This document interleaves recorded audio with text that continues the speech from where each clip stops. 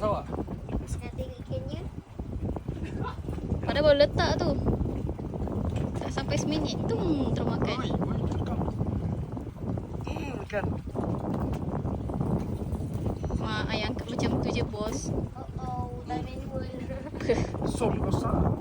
Som rosak. Somnya rosak. Tiba-tiba kena tarik kandungan ni pun. Tiba-tiba loose.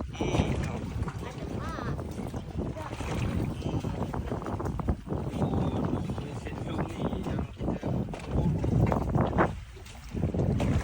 Sampai umur tu. Ada pin tu je, pin drag ni je. Buat dia abang tarik. Tak tahu jangan beli.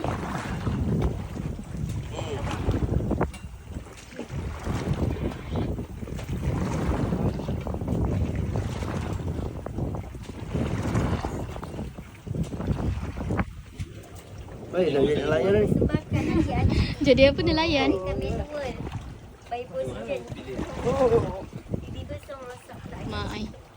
Berapa minit nak kena ngangkat ni pakai tangan? Ini position tarik. Boleh. Balihin. Sekilas balihin. Sikit beliin. Banyak lagi ke abang?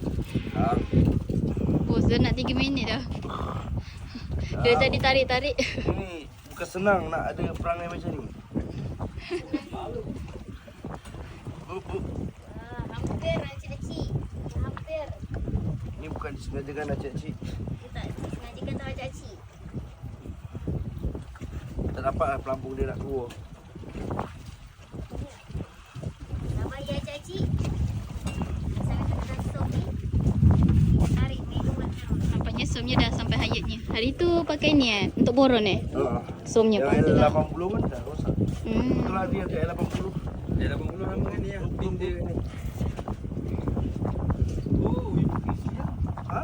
Ha? Ibu Krisi? Nampak kat mana? Ni. Sini. Ni je.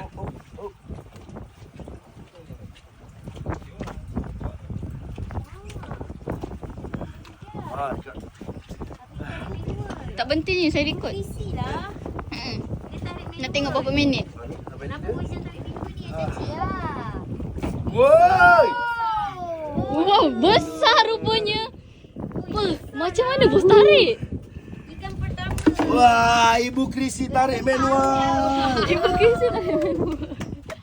No. Oh, pinggangku, pinggangku. Alamak pinggang. Apa perasaan ni bos? Rasanya. Elak. Lalu lagi sangat. Ah.